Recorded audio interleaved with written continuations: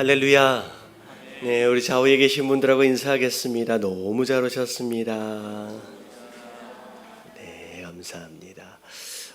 어떻게 비도 오고 그래서 그런지 아니면 우리 성경 읽을 때 그런 거 있잖아요. 창세기, 출애굽기 넘어갈 때는 괜찮다가 그 다음에 레위기서부터 나올 때는 이제 지루하기 시작해서 중간에 포기하는 그런 상황들이 좀 있어지게 됐는데, 자, 일단 우리가 2장까지는 사실은 굉장히 이제 구조를 이제 알아보는 과정이라서 조금 이제 어려울 수 있고 또 지루할 수 있을 것 같아요. 근데 아마 다음 주까지 이제 구조에 대한 내용들이 좀 마무리가 좀 되어지고 아마 이제 그 다음에서부터는 이제 지도라든지 이런 것들 우리가 함께 그려가면서 이야기가 이제 시작이 됩니다. 그래서 중간에 조금 어렵더라도 포기하지 않았으면 좋겠습니다. 옆에 계신 분들에게 인사 좀 한번 해주세요. 포기하지 맙시다. 네. 자, 우리 성경 잘 읽고 계시죠? 네, 우리 지난주 내용들 내용 이제 이후서부터 우리 잠깐 성경 살펴보고 이제 성경 파노라마 들어가도록 하겠습니다. 지난주에 22장까지 봤었던 것 같아요. 22장 이제 갑자기 나홀의 이제 족보가 잠깐 나왔죠. 이제 그 족보가 잠깐 나왔던 이유는 이삭하고 이제 결혼하게 될 리브가에 대한 이야기를 이제 후에 하기 때문에 미리 이제 이야기가 된 겁니다. 자, 23장을 우리가 함께 볼 텐데, 자, 23장을 좀 볼게요. 성경이 읽음이 있으시면 성경을 좀 펼쳐 드시고 그리고 옆에 좀 메모도 해 가시면서 그러면 하면 좋을 것 같아요. 자, 성경의 23장을 펼치면 우리 뭐 한 장씩 한 줄씩 정도는 한 절씩 정도는 우리가 좀 읽으면 좋을 것 같습니다. 자, 23장 1절 같이 한번 읽어 볼게요. 23장 1절 시작. 사라가 120 이것이 곧 사라가 누린 횟수라. 자, 몇 살까지 살았어요? 127세까지 살았습니다. 그래서 이제 23장에 보면 사라가 죽는 내용이 나오고요. 자, 그리고 시신을 이제 장사 지내기 위한, 매장하기 위한 장소를 찾게 되는데, 자, 그 가나안 땅 지역의 그 지역이 이제 헷 족속의 땅이었어요. 그래서 거기에서 이제 사라를 매장할 장소를 찾는데 헷 족속의 사람이 그냥 아무데나 너하고 나하고 아브라함한테 굳이 돈 주고 살지 않아도 된다. 그래가지고 그냥 이제 선택을 해라라고 얘기를 하는데 아브라함이 어떻게 해서든 돈을 주고 삽니다. 그래서 13절에 보니까 내가 그 밭값을 당신에게 줄 것이다 라고. 그래서 사실은 이게 굉장히 지혜로운 거예요. 그냥 매장을 만약에 했다라고 한다면 나중에 후일에 사라의 매장지를 아마 이제 이게 되찾기 쉽지 않았을 거예요. 근데 돈을 주고 또 증인들이 있는 가운데 샀기 때문에 그 자리가 영원히 아브라함의 이제 매장지가 되어집니다. 그래서 15절에 보니까 은 400세겔을 주고 장소를 매장지를 사서 18절에 보니까 아브라함의 소유로 확정이 되어집니다. 자, 그래서 23장은 사라가 죽고 그리고 사라를 매장할 이제 매장지를 이제 찾고 매장하는 그 장면까지가 23장이에요. 자, 24장으로 넘어와서 딱 보면 24장 1절만 읽어봅니다. 다 같이 시작.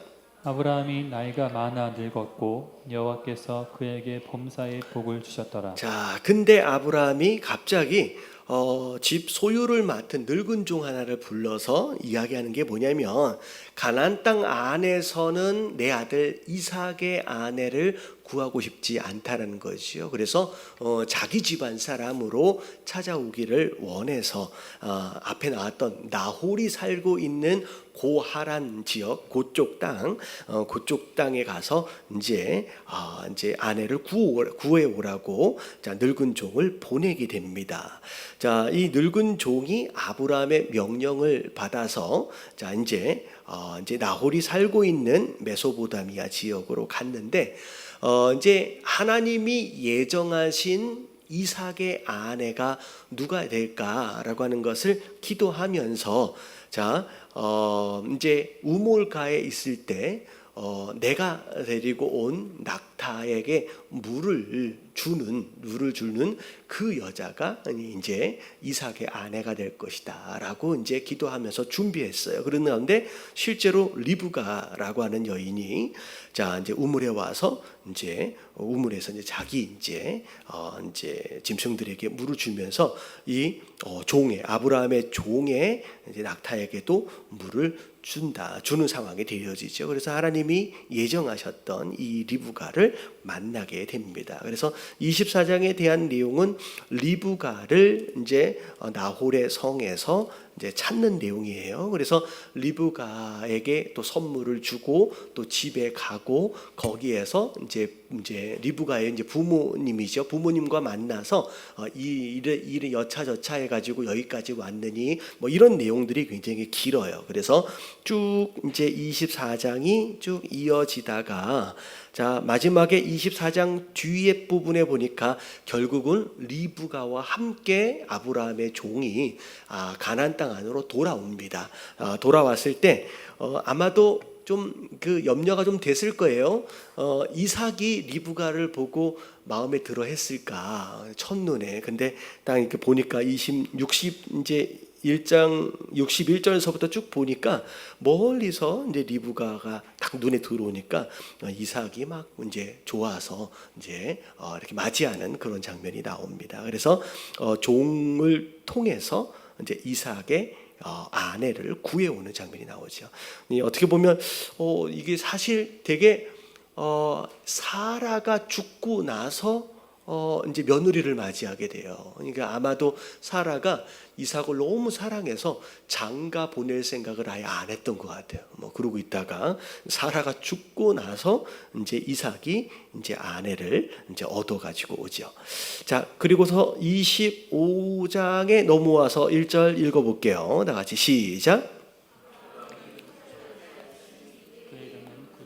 자, 아브라함이 사라가 죽고 나서 후처를 맞이하게 됩니다. 자, 그리고 나서 아이들을 낳아요. 2절을 보니까 그가 시므란과 육산과 무단과 미디안과 이스박과 수아를 낳고 저는 예전에 어렸을 때 그 주일학교 다닐 때 주일학교 다녔을 때 불렀던 노래인 것 같아요. 믿음의 조상 아브라함은 몇 명의 아들이 있었대요? 처음 들어보세요? 7명의 아들이 있었는데요. 뭐 그 중에 하나 키가 크고요. 나머지는 작대요. 뭐 이런 노래가 있었어요. 근데 분명히 이제 어렸을 때 배울 때는 아브라함에게는 아들이 몇 명 있어요. 사실은 이삭 말고 굳이 한 명을 더 데리고 오라 그런다면 그 이스마엘 있잖아요. 그러니까 왜 7명의 아들이 뭐 별로 성경적이지 못한 노래다라고 생각을 했는데 여기 보니까 6명의 아들이 여기 있어요. 그래서 보니까 이삭까지 생각하면 이렇게 7명이 되겠구나라는 생각이 좀 들어집니다. 그래서 25장에 보면 아브라함의 후처를 맞이하여서 6명의 아들이 이제 더 있어지게 되고요. 5절을 보니까 아브라함이 이삭에게 이제 자기 전 모든 소유를 주게 됩니다. 그러니까 어떻게 보면 장자로서의 권리를 주게 되고요. 그 나머지를 6절에 보니까 서자라고 얘기합니다. 서자에게는 필요한 재산을 쭉 나눠줍니다. 자, 그리고 나서 7절을 보니까 아브라함이 몇 살까지 살았어요? 175세까지 살아서 이제 죽게 됩니다. 그리고 나서 사라가 장사되었던 그 막벨라 굴에 이제 같이 묻히게 됩니다. 자, 그리고 나서 25장 12절에 보니까 자, 이스마엘의 후회, 어떻게 보면 서자 가운데 이제 가장 첫 번째죠. 이스마엘의 족보가 쭉 나오고요. 자, 그리고 나서 19절에 보니까 이삭의 족보가 쭉 나오는데, 중요한 인물이 이삭의 족보 쭉 나오다가 뒤에 어떻게 돼요? 자, 이제 쌍둥이가 나오고요. 그리고 첫째가 에서, 그리고 둘째가 야곱. 뭐 이렇게 이제 이름이 붙여지는 내용이 나옵니다. 자, 그리고 나서 27절로 넘어와서 우리가 잘 아는 스토리예요. 에서는 뭐 하는 사람이에요? 사냥하는 사람. 야곱은 조용해서 이제 어머니와 더불어 양을 치고 집안일을 돕는 그런 이제 사람이었습니다. 자, 그런 가운데 자, 이삭은 아버지는 큰 아들을 사랑하고 어머니가 리브가죠. 엄마는 이제 야곱을 사랑했어요. 자, 그런 가운데 자, 야곱이 집에서 이제 죽을 쓰고 있는데 에서가 들에서 사냥하고 돌아와서 배고픈 상황 가운데서 자, 붉은 것을 이제 죽을 쓰고 있다니까 우리 이제 보통은 뭐라고 그러냐면 이제 팥죽이라고 이제 보통 부르잖아요. 팥죽을 이렇게 끓이고 있었어요. 근데 이제 형이 배고프다고 좀 달라고 하니까 야곱이 뭐라 그래요? 장자의 명분을 팔아라라고 이제 거래를 합니다. 이제 그랬을 때 이제 에서가 그냥 장자의 명분이 뭐가 대수냐? 나 지금 굶어 죽게 생겼는데 그래도 팔아버려요. 그리고 나서 이제 34절에 보니까 야곱이 떡과 팥죽을 에서에게 주고 그리고 에서가 장자의 명분을 가볍게 여기는 것으로 말미암아 이제 그 조그마한 음식에 자기 이제 장자의 명분을 팔아버립니다. 근데 이 내용을 보면 야곱이 에서를 속인 게 아니에요. 근데 나중에 이제 에서가 하는 얘기가 뭐냐면 자기가 속아서 명분을 판 것처럼 또 이야기를 합니다. 되게 억울해합니다. 그러니까 보면 벌어진 일에 대해서는 항상 이제 억울해하는 사람들이 좀 있어요. 근데 정상적으로 거래를 한 거거든요. 이제 근데 나중엔 자기가 속았다라고 에서가 이야기를 하긴 하죠. 자, 26장으로 넘어올게요. 자, 이삭이 이제 흉년이 이제 아브람 이제 흉년이 들었을 때인 것처럼 이제 이삭이 이제 그랄 지역에 가서 이제 머무는 상황 가운데 자, 거기 이제 블레셋 왕의 이름이 아비멜렉이에요. 자, 근데 자, 거기에서 되게 비슷한 이제 아브람하고 되게 비슷한 장면이 나와요. 7절을 보니까 아브람도 흉년에 애굽에 내려갈 때 또 다른 데에 내려갈 때 어떻게 했어요?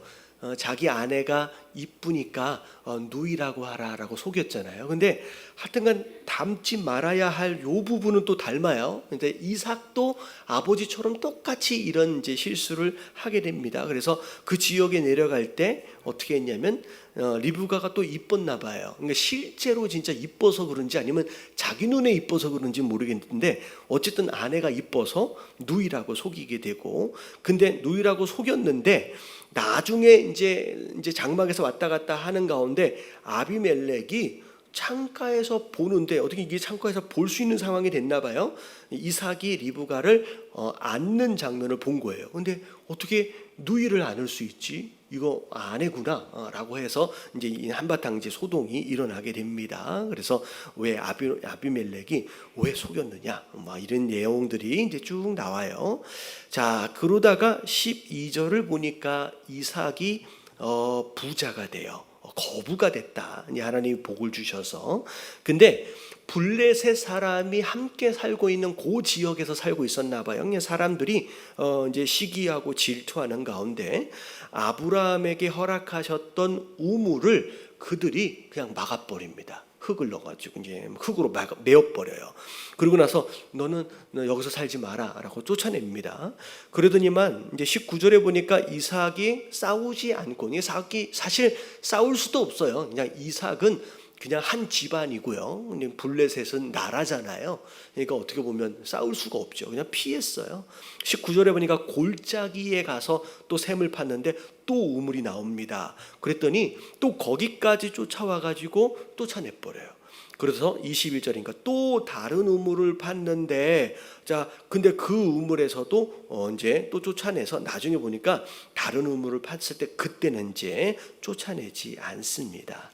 그래서 이제 이삭이 그 장소에 이제 머물러 있게 되는데, 자, 그게 이제 거기 22절까지예요. 23절에 그 장소에서부터 부에세베까지 또 이동을 합니다.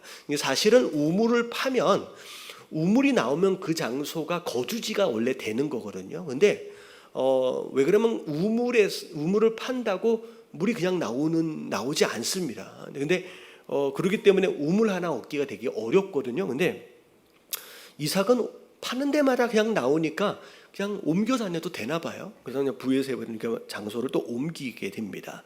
자, 그런 가운데 26절에 보니까 아비멜렉이 찾아와요. 블레셋 쪽에서. 그러니까 기껏 시기하고 질투해가지고 자꾸 쫓아내놓고서 왜 와서 왜 찾아왔느냐라고 얘기를 하니까 아비멜렉이 하는 얘기가 뭐냐면, 네 삶을 보니까 자, 누가 함께하고 계세요? 하나님이 함께하고 계시는 게 보인다는 거예요. 저는 우리가 이런 삶을 살았으면 좋겠습니다. 우리가 이제 복음을 전해야 하지만 굳이 입술로 전하지 않아도, 교회 가자라고 이야기하지 않아도, 야, 너를 보니까 하나님이 함께하고 있는 것이 보인다라는 그런 삶을 살면 참 좋을 것 같아요. 그래서 야, 너 우리 둘이 싸우지 않기로 계약을 맺자라고 해가지고 계약을 맺는 장면이 이렇게 나와요. 그래서 그런 내용이 나오고요. 자, 그리고 나서 34절에 보니까 자, 에서가, 자, 이삭은 아버지예요. 이제 큰 아들 에서가 이제 가나안 땅 안에 살잖아요. 이제 가나안 땅 안에서 이제 이방인 여자를 데려다가 이제 아내를 맞이합니다. 근데 이삭하고 리브가가 그것이 마음에 별로 안 좋았어요. 그래서 걱정을 이제 하게 된다는 얘기가 26장 마지막 부분의 내용입니다. 자, 그리고 나서 27절을 보면 27장입니다. 1절 같이 한번 볼게요. 자, 1절 다 같이 시작. 이삭이 나이가 많아 눈이 어두워 잘 보지 못하더니 맏아들 에서를 불러 이르되 내 아들아 하매 그가 이르되 내가 여기 있나이다 하니. 자, 이삭이 나이가 많이 먹었어요. 근데 사실은 조금 더 오래 삽니다. 근데 눈이 좀 어두워지고 이제 가물가물하니까 내가 이제 갈 날도 얼마 안 남았구나라는 생각에 이제 아들에게 이제 복을 주려고 이제 축복을 하려고 지금 에서를 불렀어요. 이제 큰 아들이니까 에서를 불러서 내가 축복을 할게. 그 대신 내가 힘을 이제 얻어서 내를 축복할 수 있게, 내가 좋아하는 그 음식 알지? 가서 좀 사냥해 가지고 잡아서 와서 음식을 좀 하라라고 이제 이야기를 합니다. 그래서 에서가 사냥하러 가요. 그 이야기를 리브가가 듣습니다. 그리고 나서 사실 리브가는 알아요. 에서와 야곱이 태중에 있었을 때 둘이 싸우는 걸. 그리고 하나님이 자, 누가 장자가 된다 그랬어요? 처음 나오게 될 에서가 아니라 오히려 뒤에 나올 야곱이 오히려 큰 자가 될 것이다 라는 이미 하나님의 계획을 알고 있는 상황이잖아요. 그래서 리브가가 그 이야기를 듣고 이 축복은 에서가 아니라 누가 받아야 돼요? 야곱이 받아야 되겠구나 라고 해서 야곱에게 귀뜸을 해줍니다. 그래서 내가 다 도와줄 테니까 자, 너 음식 내가 해줄게. 그리고 이제 아버지 이삭한테 이제 걸리지 않으려면 에서는 사냥하는 사람이고 이제 그야말로 남성미, 그래서 털이 되게 많은 사람이에요. 그래서 이제 변장을 좀 하고 들어가라. 아마 이제 만지게 될 거니까. 그래가지고 하니까 이제 야곱은 이게 소심해요. 만약에 이제 아버지한테 걸리면 어떻게 돼요? 축복은 고사하고 저주를 받을 것이다. 그러니까 이제 리브가가 하는 얘기가 뭐냐면 내가 다 책임질 테니까 그냥 내가 하는 대로 해라라고 해서 이제 얼마나 에서가 털이 많았는지 양 가지고 이렇게 이게 덮었었는데도 그게 그 사람 몸처럼 느껴졌나 봐요. 그래서 뭐 그걸로 변장을 해가지고 그렇게 이제 들어가게 됩니다. 그래서 이제 아버지한테 들어갔는데 이제 목소리를 아무리 이렇게 흉내를 내도 이제 티가 나잖아요. 근데 너 이상하다, 너 에서 안 같은데, 뭐 이렇게 하는데 제가 뭐 이렇게 해가지고 이제 그런 얘기가 나와요. 자, 그래서 이제 결국은 팔 이렇게 만져보니까 털이 막 수북하게 많은 거 보고 예서가 맞구나라고 해가지고 이제 복을 주는데 27절 쭉 넘어와서의 복을 쭉 이제 이삭이 복을 이제 야곱한테 주는 거죠. 에서인 줄 알고 이제 주는데 복의 마지막 부분을 보니까 하나님께서 아브라함에게 약속하셨던 그 복의 내용을 이삭이 기억하고 그대로 줍니다. 그래서 29절 한번 같이 한번 읽어볼게요. 29절 다 같이 시작. 내가 형제들의 주가 되고 내 어머니의 아들들이 내게 굴복하며 하는 자는 저주를 받고 저를 축복하는 자는 복을 받기를 원하노라. 뒷부분에 보니까 하나님이 아브라함을 처음 만나셨을 때 하셨던 약속하고 되게 비슷하죠. 그래서 이제 이삭이 야곱을 애손 줄 알고 장자의 축복을 그냥 해버려요. 자, 그 상황 가운데서 딱 타이밍이 에서가 돌아옵니다.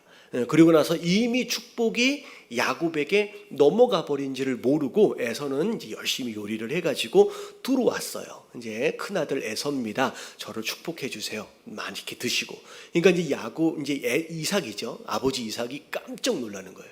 나는 이미 에서한테 축복을 다 해버렸는데 이게 무슨 상황이냐? 알고 보니까 이제 야곱이 에서의 축복을 가로챘는지 그제서야 이제 아는 거죠. 그러고서 에서가 하는 얘기가 뭐냐면 아버지 앞에서 펑펑 울면서 자, 36절에 하는 내용이 뭐냐면 이게 벌써 두 번째래요. 자기를 속인 게 두 번째래요. 사실 첫 번째는 자기가 팔았잖아요. 그래 놓고서는 그걸 속았다라고 얘기를 하면서 두 번이나 속았느니 어찌고 저찌고.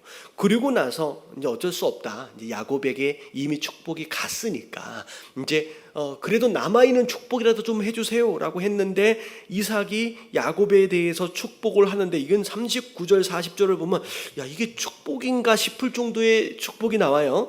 내 주소는 사는 거주지예요. 땅의 기름짐에서 멀고 이게 축복이에요. 내리는 하늘 이슬에서 멀 것이며, 그러니까 농사짓지 못하는 땅에서 산다는 거예요. 그리고 너는 칼을 믿고 생활하겠고 내 아우를 섬길 것이며 내가 매임을 벗을 때에는 그 멍에를 내 목에서 떨쳐버리리라. 이건 뭐 축복이라고 하고 있지만 거의 저주에 가까운.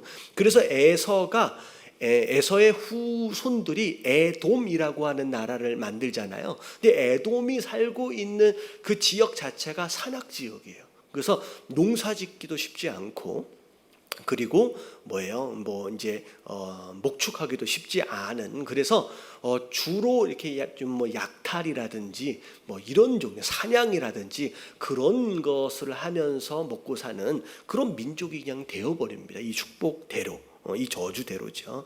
그리고 나서 이제 화가 나죠. 야곱이 자기 축복을 가로챘으니까 내가 이 야곱을 죽여야지라고 이제 마음을 먹었는데 자, 그 이야기를 리브가가 들어요.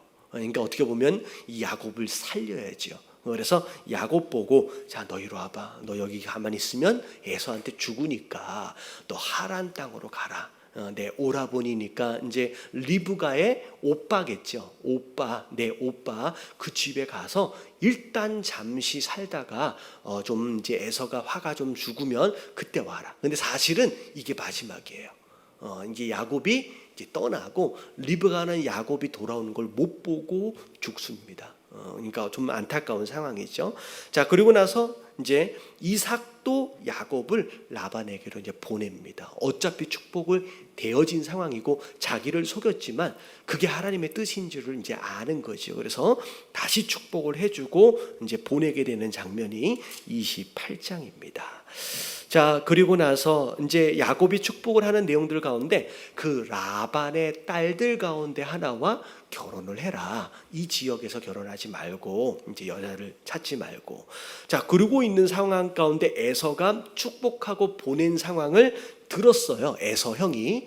그리고 나서 내가 이 가나안 땅 여자랑 사는 것을 아버지 어머니가 별로 안 좋아하나 보다라는 생각에 아내를 이제 다시 또 취하는데 누구의 아내를 취하냐면 이스마엘의 후손들 가운데서 아내를 취해요.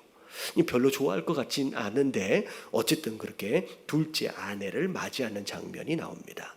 자, 그리고 나서 길을 떠난 야곱이 중간에 길 위에서 밤에 돌을 베개로 삼고서 누워서 자는 장면이 10절, 11절 거기 나와요. 자, 근데 꿈을 꾸죠. 자, 무슨 꿈을 꿔요? 사닥다리가 하나 있는데 하늘에 닿고 땅에 닿고 그리고 천사들이 오르락내리락 하는 그 장면을 봅니다. 그리고 나서 일어나서 여기가 이게 하나님의 집이구나, 하나님이 계시는 곳이구나 라고 하는 것을 이제 이야기하면서 그 장소에 이름을 붙입니다. 여러분, 그 장소의 이름이 뭐예요? 그 장소의 이름이 뭐예요? 19절에 나와요. 다 같이 한번 읽어봅니다. 시작. 그곳 이름을 베델이라 하였더라. 이름이 뭐예요? 벳엘. 그래서 벳이라고 하는 이제 글자가 집이란 뜻이에요. 그 집이란 뜻이에요. 그리고 이제 엘이 하나님이란 뜻이죠. 그래서 하나님의 집, 이래서 베델이 됩니다. 자, 그리고 나서 야곱이 거기에서 이제 돌단을 쌓으면서 하나님께 서원을 합니다. 아직 야곱이 신앙적으로 성숙하지 않은 상태예요. 하나님을 인격적으로 제대로 만난 사람이 아닙니다. 그러니까 사실 야곱이 어디서 하나님을 직접 제대로 만나냐면 야복강가에서 진짜 하나님을 경험해요. 근데 여기서는 이제 고백하는 내용도 마찬가지예요. 21절에 보면 이제 뭐라고 이제 하나님께 서원을 하냐면 21절만 같이 한번 읽어봅니다. 시작. 내가 평안히 아버지 집으로 돌아가게 하시오면 여호와께서 나의 하나님이 되실 것이요. 네, 여러분 되게 이상한 표현이죠. 나를 온전하게 평안하게 나를 돌아올 수 있게끔 해주면 그때서 당신은 내 하나님이 될 것입니다 라고. 누가 위에 사람인지 모르겠어요. 자기가 거의 뭐 위에 사람처럼 하나님하고 그냥 이런 이제 이야기를 합니다. 이게 아직 어떻게 보면 성숙하지 못한 어떤 그런 수준에서의 이제 생각이라고 생각하면 될 것 같아요.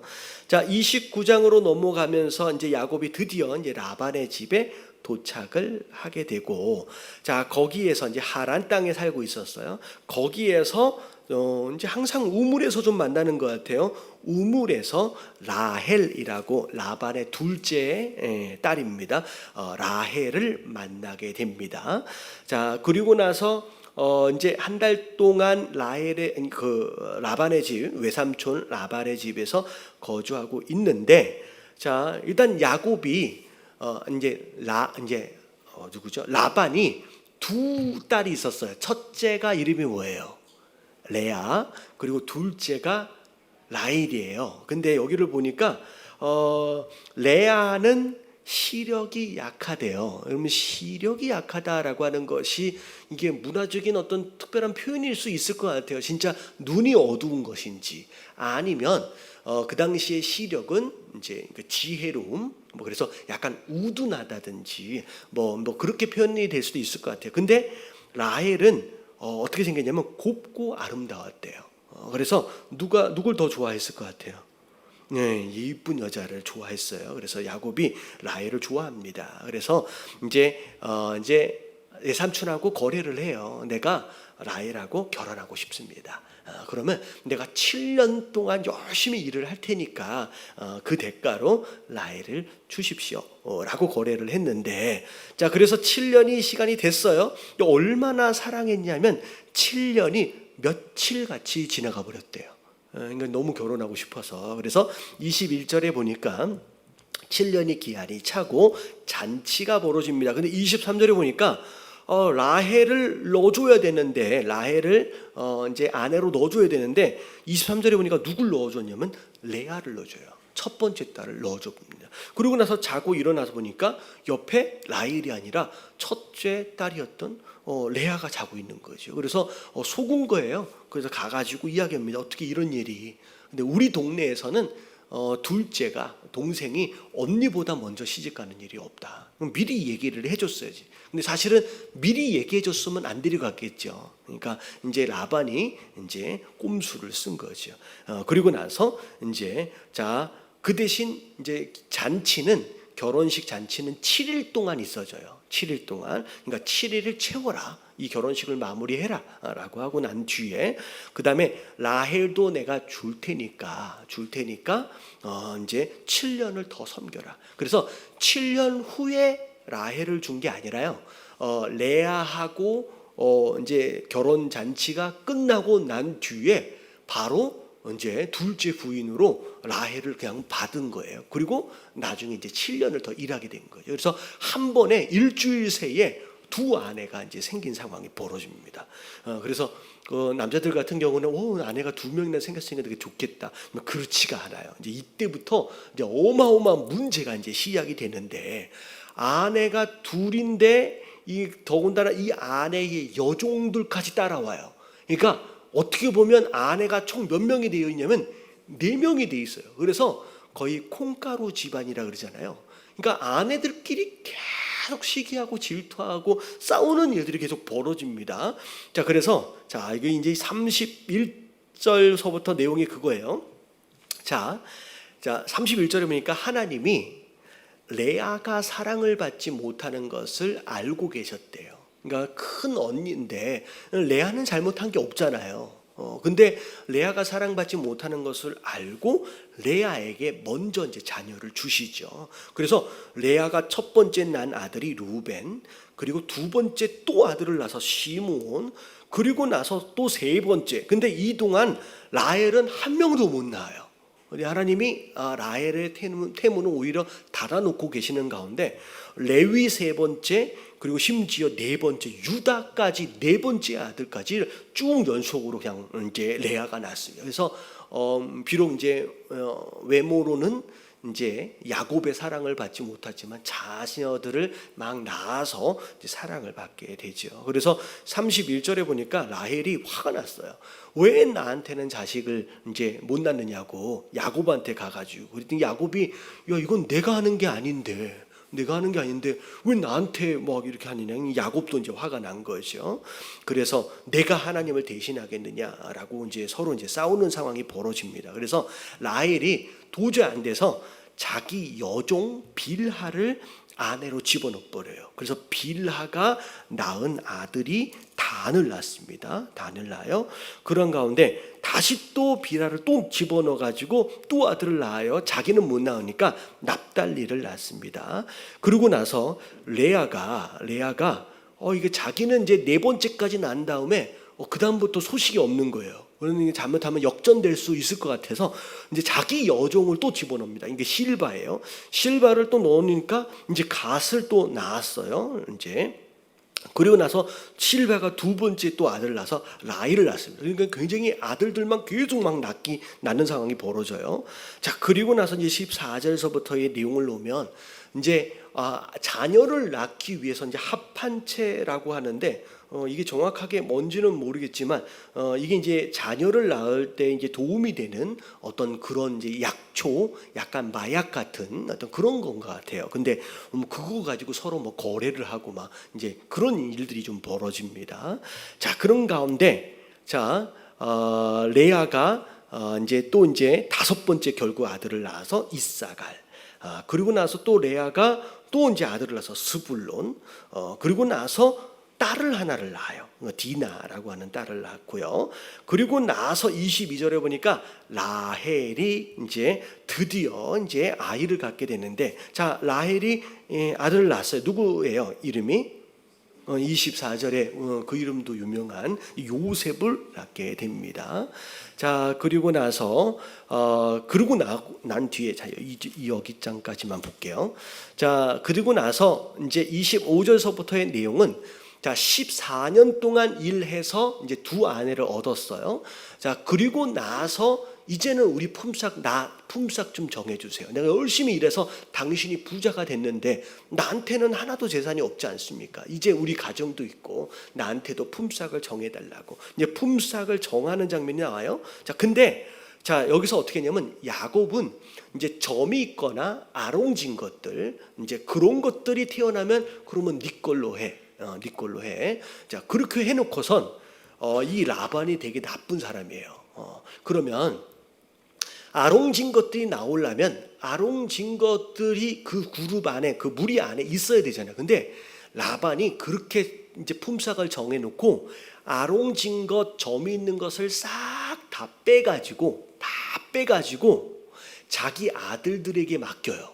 그러고 나서 사흘길 정도를 멀리 떠내 보내버립니다. 그러니까 아예 아롱진 것과 뭐 이제 그게 없는 걸 하고 교배를 아예 못하도록 사흘길을. 그러니까 이 라반이 되게 나쁜 사람이죠. 근데 이 야곱도 이제 보통 수가 아니에요. 이제 아롱진 게 아닌 이제 양들만 보고 있는 거예요. 근데 이제 새끼 낳을 때 정도 될 때 물 먹으러 오면요. 이제 앞에다가 나무 가지를 갖다가 이렇게 이게 줄무늬 있는 것처럼 이제 벗겨 놓은 거예요. 그래서 새끼 뵐 때 정도 됐을 때 이제 물 먹을 때 그걸 계속 보면서 먹을게. 근데 사실 이런다고 낳는 건 아니죠. 그렇죠? 집에 가서 한번 해보세요. 그건 절대 안 나와요. 그러니까 하나님이 은혜 주신 거예요. 근데 자기는 자기가 열심히 해서 된 거라고 생각할 거예요. 근데 이 야곱도 이제 대단합니다. 건강한 것은 그렇게 하고요. 시원찮고 비실비실한 건 그렇게 안 해요. 그리고 자기 거는 튼튼한 것만 자기 가져가는 거지. 그러니까 이게 기는 것 위에 뭐 뛰는 놈이 있고 뛰는 놈 위에 나는 놈이 있다면 거의 이제 라반하고 야곱하고 이제 거의 그 수준입니다. 그런데 나중에 보니까 정말 야곱이 그렇게 하는 가운데 아롱진 거 이런 것들이 막 많아져서 번창하게 되는 그런 상황이 되죠.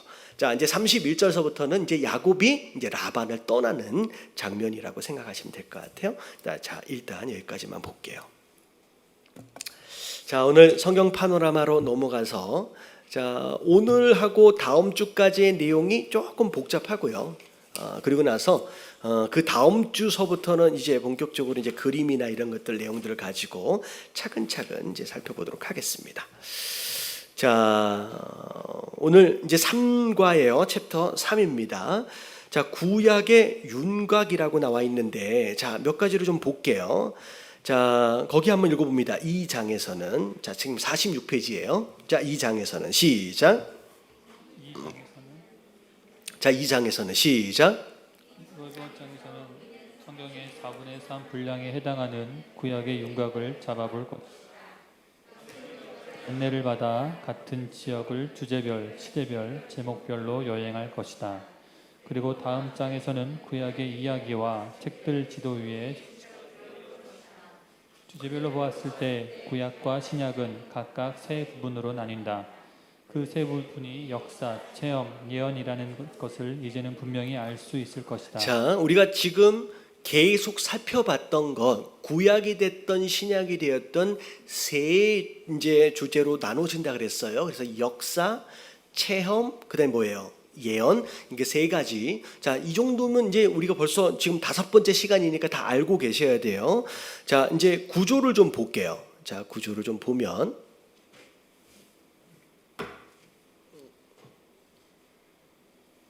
하나, 둘, 셋. 하나, 둘. 자, 여기 구조를 보면 자, 요렇게 이제 세 가지로 나눠져 있어요. 자, 이 앞에 부분이 뭐에 대한 내용일까요? 이 앞에 대한 내용이 이 역사에 대한 내용이고, 자, 이 중간에 대한 내용이 체험에 대한 내용입니다. 자, 그리고 이 세 번째 부분에 대한 내용이 예언에 대한 내용이죠. 그래서 자, 역사 창세기서부터 에스더까지 17권으로 구성되어져 있는 이 역사서가 쭉 이어져 가는 상황들 가운데서 자, 이 체험과 이 예언에 대한 내용들이 서로 이제 도움을 주는 상황이라고 생각하시면 돼요. 그래서 이게 바탕이고요. 그리고 이 체험과 이 예언에 대한 내용이 이것을 이제 중간중간 도움을 주고 있다라고 이제 생각을 하시면서 여러분들이 보시면 될 것 같아요. 자, 그래서 자, 이게 이제 전체적인 이제 큰 윤곽이고요. 자, 그리고 2번을 보면 이제 주제별로 이제 구약 성경이 쭉 나눠지는데 자, 17권의 역사서 거기 같이 한번 읽어봅니다. 시작. 17권의 역사서는 주로 히브리 민족에 초점을 맞추고 있고 그 다음에 이어지는 5권의 체험서는 개인의 현재적 체험에 더 초점을 맞추고 있으며 마지막 17권의 예언서는 장래에 더 초점을 맞추는 동시에 우리를 다시 민족적인 영역으로 이끌어간다. 물론 여기서 말하는 과거, 현재, 미래의 시간은 매우 상대적인 개념이다. 구약의 모든 책들이 오늘날 우리의 유익을 위해 하나님의 영감을 받아 기록되었기 때문이다. 자, 여기까지만요. 자, 그래서 자, 이 뒤를 보면 자, 이제 아까 처음에 봤던 이제 작은 그림에서 더 세부적으로 좀 나눠진 겁니다. 자, 그래서 여기 보면 자, 여기가 역사예요. 자, 여기가 역사. 자, 그리고 여기가 체험입니다. 그리고 이쪽이 쭉 예언이에요. 근데 이렇게 참 신기하게 자, 이 위에 역사가 이제 둘로 나눠졌어요. 우리가 이제 8개 기둥 얘기했을 때, 자, 역사가 모세 오경, 율법을 중심과 율법 중심하고, 자, 그다음에 역사서로 둘로 나눠졌었죠. 그래서 자, 모세 오경 이제 5가지 책입니다. 첫 번째 얘기 읽어볼게요. 모세 오경 시작. 창세기, 출애굽기, 레위기, 민수기, 신명기. 여러분 계속 따라 읽으시면서 성경의 요런 책 내용 이름들을 익숙하게 좀 이제 순서도 여러분들이 이제 익숙하게 알아두시면 좋을 것 같아요. 창세기, 출애굽기, 레위기, 민수기, 신명기 이렇게 해서 모세가 쓴 5개의 책 율법이라고도 얘기하는 요 책으로 좀 나눠집니다. 자, 그리고 이 역사는 이 밑으로 이 역사는 이제 율법하고 역사로 나눠져요. 자, 역사는 둘로 나눠집니다. 자, 둘로 나눠지는 배경이 뭐냐면 자, 바벨론으로 포로로 끌려가기 이전의 역사와 바벨론 포로에서 끌려가고 난 뒤 돌아왔을 때에 이제 나눠져요. 그래서 위에 거 몇 개냐면 하나 둘 셋 9개 그리고 밑에가 3개. 그래서 역사서는 12개. 그래서 역사서 바벨론 포로 전입니다. 같이 한번 읽어볼게요. 시작. 여호수아, 사사기, 룻기, 사무엘상, 사무엘하, 열왕기상, 열왕기하, 역대상, 역대하. 자, 여기가 바벨론 포로로 끌려가기 전이에요. 자, 포로로 끌려갔다가 자, 돌아오고 난 뒤에서의 이제 스토리입니다. 포로 이후에 다 같이 시작. 에스라, 느헤미야, 에스더. 자, 이렇게 해가지고 이제 3개가 되죠. 자, 여기 이제 중간에 자, 이것이 역사적 흐름이고요. 시간적 흐름을 따라서 쭉 가고요. 자, 시가서가 체험이에요. 이제 개인적 체험인데 이렇게 이제 도와준다 그랬잖아요. 자, 시가서도 똑같이 5개로 되어 있어요. 5개. 같이 한번 읽어볼게요. 시작. 욥기, 시편, 잠언, 전도서, 아가서. 자, 이게 같이 성경에 보면 붙어 있어요. 붙어 있으니까 이게 이제 순서라고 생각하시고 욥기, 시편, 잠언, 전도서, 아가서 이렇게 순서도 여러분들이 기억해 두시면 좋을 것 같아요. 그래서 이게 개인적인 체험으로 이제 5개로 되어 있습니다. 자, 그리고 나서 이제 예언에 대한 내용인데 요것도 똑같아요. 자, 첫 번째가 대선지서, 두 번째가 소선지서예요. 자, 대선지서와 소선지서를 나누는 기준이 뭐라 그랬어요? 나누는 기준이 뭐라 그랬어요?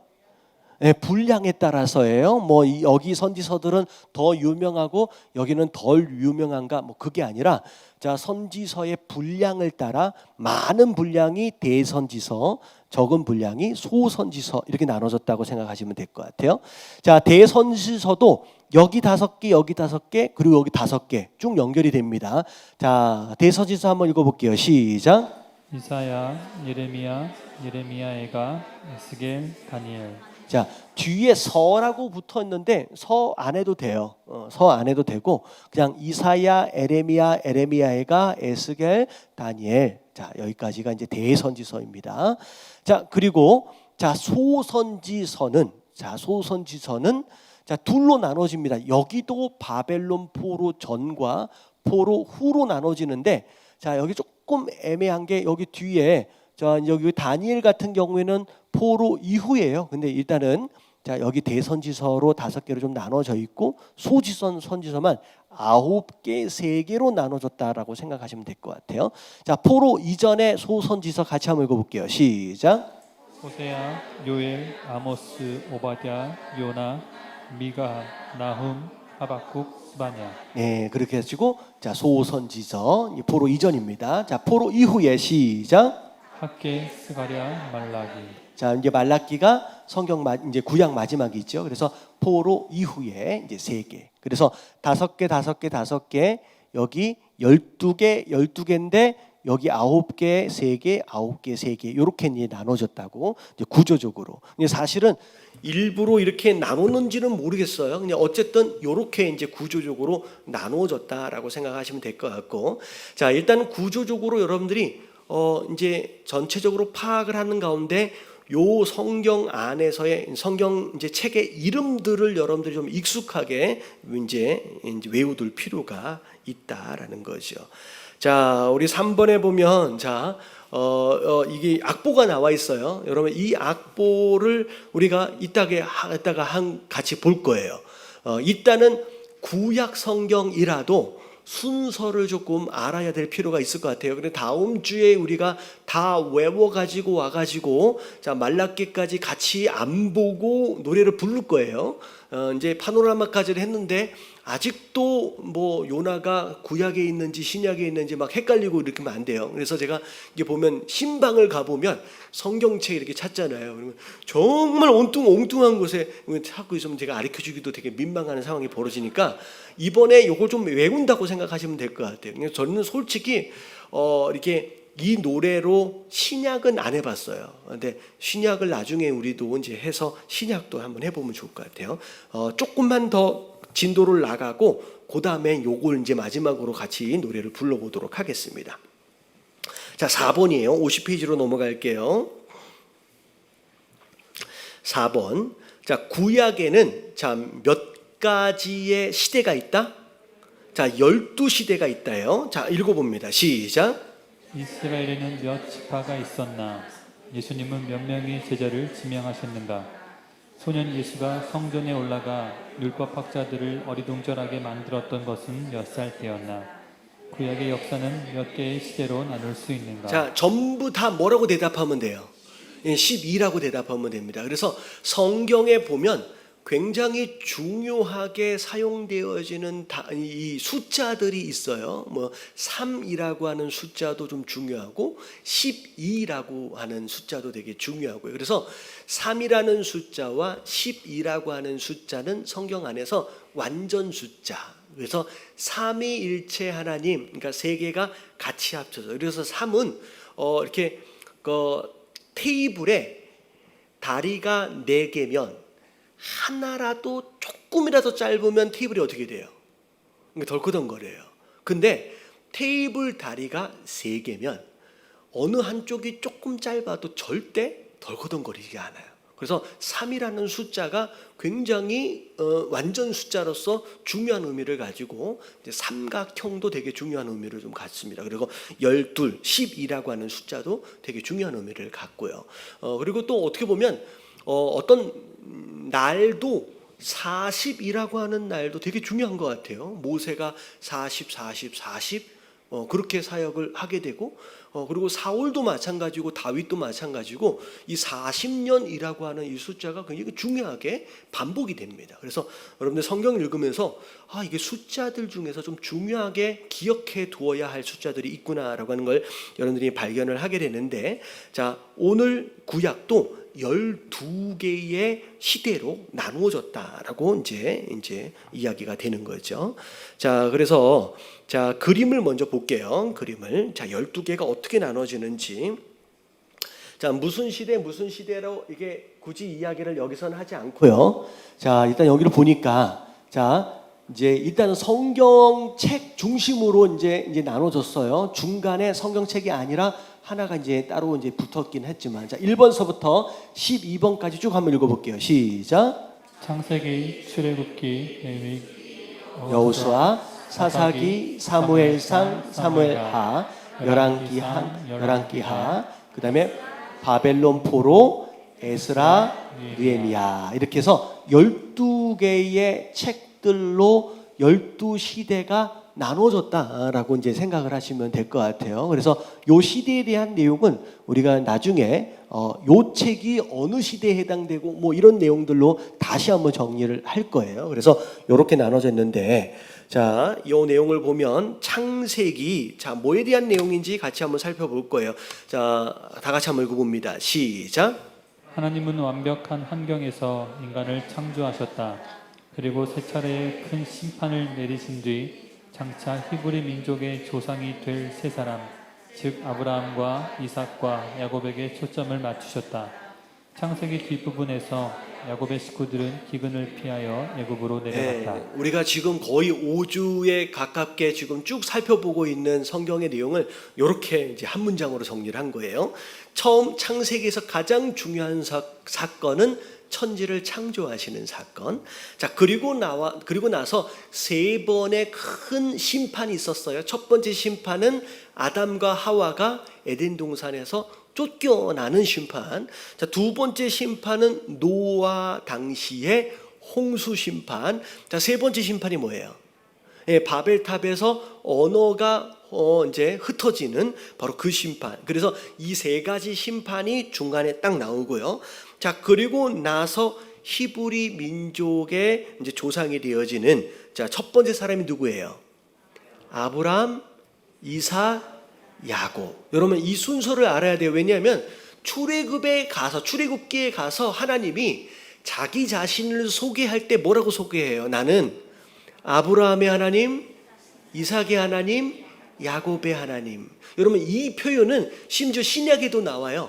예수님이 뭐에 대한 이야기로 나오냐면 부활에 대하여 이제 사두개인이 이제 질문을 할 때 아브라함 하나님이었고 이삭의 하나님이었고라고 과거형으로 쓰지 않고 아브라함의 하나님이고 이삭의 하나님이고 야곱의 하나님이다라고 현재형으로 그러니까 아브라함도 이삭도 야곱도 현재 살아있는 존재다라고 이제 예수님이 표현하실 때 그렇게 나옵니다. 그래서 이 세 사람이 창세기에 등장하는 주요 족장들이라고 생각하시면 되고요. 그리고 그 인물들 중심으로 쭉 이야기가 스토리가 진행이 되죠. 자, 그리고 창세기 뒤에는 야곱의 식구들. 자, 오늘 아까쯤에 설명을 드렸어요. 야곱이 막 아들들을 막 나와요. 중간에 디나 딸 하나를 낳는데 야곱의 아들들이 몇 명이에요? 나중에 이제 요셉 나오고 그리고 나중에 베냐민까지 태어나면 이제 12아들이 낳는 이제 그 가족들에 대한 이야기. 그리고 나서 가나안과 애굽에 이제 기근이 왔을 때 어떻게 돼요? 애굽으로 이제 이민해서 이제 들어가는 이제 그 장면까지가 이제 창세기 스토리라고 생각하시면 될 것 같아요. 그래서 여기가 이제 첫 번째 시대라고 이제 생각하시면 됩니다. 근데 사실은 나중에 보면 이 첫 번째 이 창세기에는 창조 시대, 족장 시대 이렇게 둘로 나눠지긴 합니다. 자, 뒤에 볼게요. 자, 출애굽기는 어떤 내용인가? 자, 같이 한번 읽어봅니다. 시작. 유대인들은 애굽 땅에서 그 수가 크게 번성했지만 애굽의 노예가 되었다. 이에 하나님께서는 바로에게 재앙을 내리시고 모세로 하여금 이스라엘 백성들을 이끌고 광야로 나와 시내산에 강도하게 하셨다. 그리고 거기서 이스라엘 백성들에게 율법을 주시고 또 성막 예배를 제도를 명하셨다. 자, 출애굽기는 그야말로 애굽에서 나오는 그러니까 탈출하는 이야기라고 생각하시면 될 것 같아요. 그래서 자, 홍해도 건너고 나서 시내산 밑에까지 가서 시내산 밑에서 하나님께로부터 받은 게 두 가지예요. 첫 번째는 율법, 두 번째는 뭐예요? 성막에 대한 내용이에요. 그래서 율법을 받고 성막을 짓는 것이 출애굽기의 내용이라고 생각하시면 됩니다. 자, 그리고 나서 이제 민수기서부터는 이제 광야 시대가 이제 진짜 본격적으로 시작이 되죠. 자, 민수기 읽어볼게요. 시작. 민수기는 시내산에서의 인구 조사와 이스라엘의 불신함으로 인한 광야에서의 방황과 요단강에서의 새로운 인구 조사에 대한 기록이다. 자, 민수기 이름 뜻이 그냥 그거예요. 민수 뭐예요? 백성들의 숫자를 센다라는 거예요. 그래서 민수기의 제일 처음 스토리는 출애굽하고 나서 하자마자 각 지파별로 몇 명이나 탈출해서 나왔는지에 대한 숫자가 나오고요. 자, 그리고 마지막에 내용이 뭐냐면 광야 생활이 끝나갈 때쯤 몇 명이나 살아남았냐라고 하는 것에 대한 숫자를 다시 한번 세요. 근데 이제 첫 번째 숫자하고 두 번째 숫자가 되게 비슷합니다. 많이 달라지지 않아요. 근데 사실은 광야에서 굉장히 많은 사람이 죽었음을 우리가 알 수 있어요. 그러면 계속 애를 낳아서 계속 태어나는데 숫자가 똑같아요. 그러니까 굉장히 많은 사람이 죽었다라고 하는 걸 우리가 알게 되면서 중간에 또 뭘 보면 전체 숫자는 비슷한데 각 지파들마다의 숫자가 바뀌어요. 그러니까 어떤 지파는 나올 때 굉장히 큰 무리로 나왔는데 중간에 무슨 일이 있어서 다 죽어서 얼마 안 돼. 그러니까 어떤 광야 생활을 얼마나 잘 통과했느냐에 따라서 어떤 지파는 막 많아져 있고 어떤 지파는 소수로만 남아 있는 그런 상황도 되죠. 그래서 민수기가 그런 이야기입니다. 자, 그리고 나서 이제 여호수아서. 자, 여호수아서는 뭘까? 같이 한번 읽어볼게요. 시작.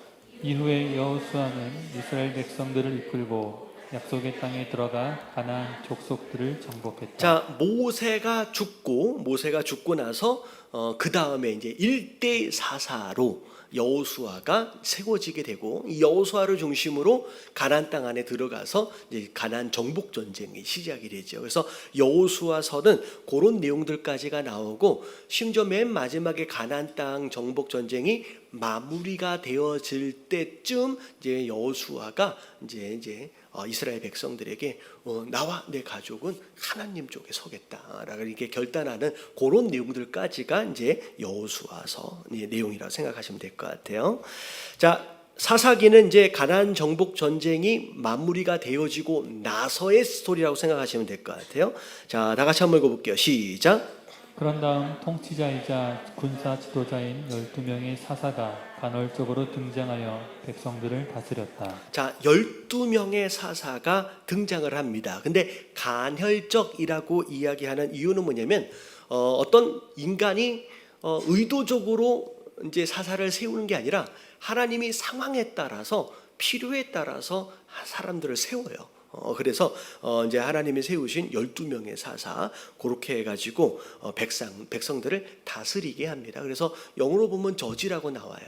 재판관 이렇게 나옵니다. 그래서 그 당시에 왕은 아니지만 어떻게 보면 왕과 약간 비슷한 그런 통치력을 가지고 백성들을 다스리는, 주로 이 사사들은 전쟁을 수행하는 역할들로 주로 많이 이제 하나님께 사용을 받아요. 그래서 대표적인 사사 우리가 딱 인물 떠오르는 사사 하면 누가 떠올라요? 삼손 떠오르잖아요. 그런 이제 인물들이라고 생각하시면 될 것 같아요.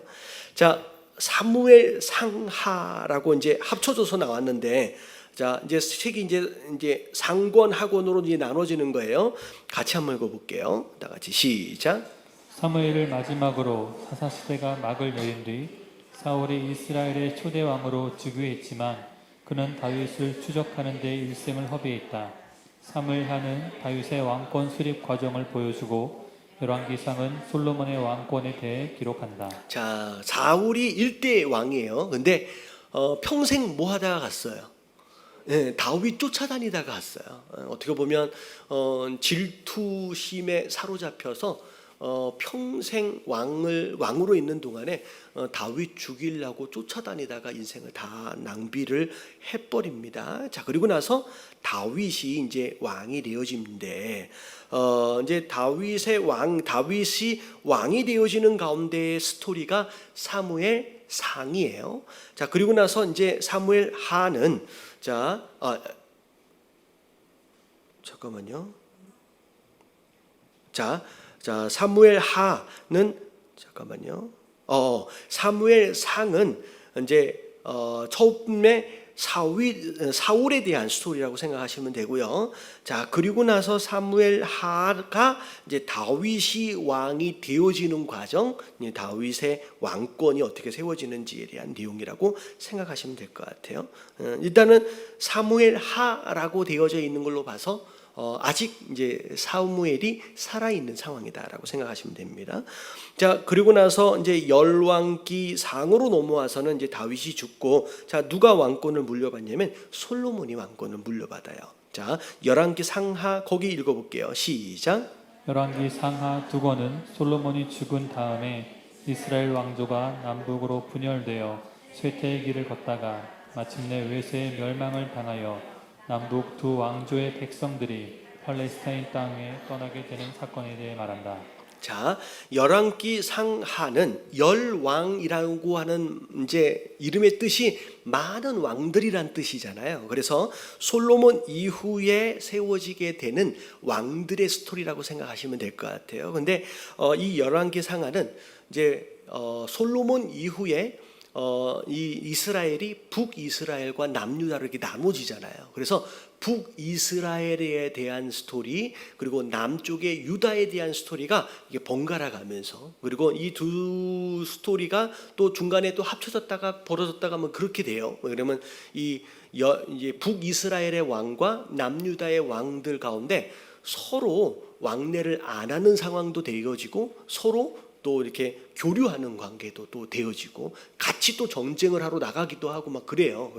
그래서 그런 스토리들이 쭉 진행이 되는데, 결국은 그 스토리들 가운데 이제 결국 불순종함으로 말미암아 이제 쇠퇴의 길을 가게 되죠. 그래서 북이스라엘이 멸망을 하고 남유다도 이제 바벨론에 멸망을 하는 그런 내용들입니다. 그리고 나서 자, 이제 에스라 느헤미야서 고기 한번 읽어볼게요. 다 같이 시작.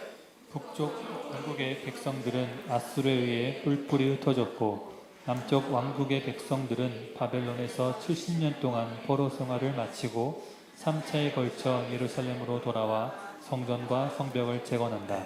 그래서 우리가 이스라엘 사람들을 우리가 요즘에는 이스라엘 사람이라고 부르지 않고 영어로는 주위시라 그러잖아요.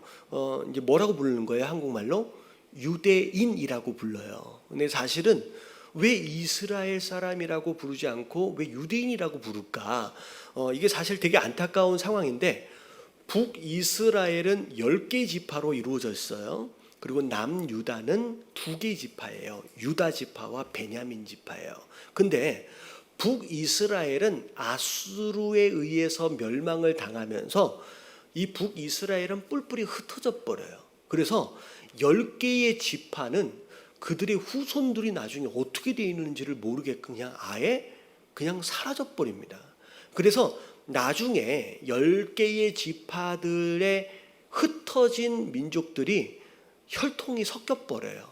그리고 나서 이제 예수님 당시에 나중에 돌아오는데, 돌아온 그들을 향하여서 이제 예수님 당시에 그들을 뭐라고 불렀냐면 사마리아 사람이라고 불러요. 그러니까 사마리아 사람이 왜 사마리아 사람은 도대체 어떻게 된 건가? 그런 거예요. 북이스라엘에 살고 있던 10개 지파 사람들이 아수르의 멸망을 당해서 다 흩어져서 살다가 혈통으로 다 섞여져서, 그리고 나서 돌아와서 그래도 하나님을 믿잖아요. 이제 그래서 그냥 사마리아 사람이 되는 거예요. 그래서 유대인들 입장에서 남유다는 유다 문제가 크잖아요. 그러니까 유대인들이 생각할 때는 이제 혈통이 섞여서 오리지널이 아니다라고 이제 멸시를 하는 그런 상황이죠. 근데 이 밑에 남유다와 베냐민 지파, 그냥 베냐민 지파는 이 사울 왕의 그 지파예요. 근데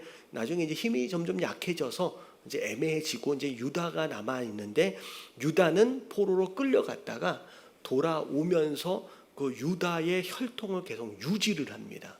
그래서 지금 남아 있는 이스라엘 사람이 유대인이라고 부르는 이유는 전부 다 유다 지파의 후손들이라고 생각해요. 나머지 지파들은 다 그냥 없어져 버렸어요. 이제 그렇게 되어집니다. 그리고 바벨론에 이제 포로로 끌려갈 때, 자 70년 동안 있다가 자 돌아올 때 몇 차에 거쳐서 돌아와요? 3차. 사실 포로로 끌려갈 때도 3번 끌려가고요.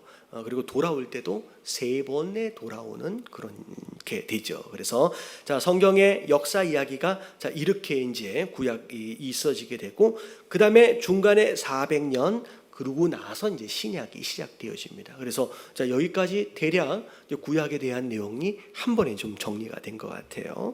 자, 다음 주에 이 구약 이게 9개로 쪼개진 상황 가운데서 자, 중간중간 들어가는 책들에 대한 설명이 다음 주에 나오고요. 그리고 역사 시대 순으로 조금 나눈 다음에 자, 57페이지, 56페이지 옆에를 보면 자, 이제 다음 주에 창세기가 끝날 수 있을지 모르겠는데 창세기 장별로의 제목이 하나씩 달려 있고요. 그리고 구약 성경의 전체 스토리를 이제 한 문장씩 만들었는데, 여기까지 보면 대략 구약에 대한 전체 구조는 다 나올 것 같아요. 자, 그리고 나서 이제 그 다음 주 이제 지도가 이제 4장에 보면 지도가 나와요. 여러분들 이때는 이제 제가 이제 백지를 나눠 드려서 여러분 이 지도를 같이 그려갈 거예요. 여러분 이게 지도가 눈에 들어오면요, 성경 안에 스토리가 전개될 때 여기서 살다가 이쪽으로 옮겨지고 이게 눈에 들어오거든요. 그러니까 다다음 주에는 이제 그림도 그려 이제 지도를 그려가면서 그렇게 하도록 하겠습니다.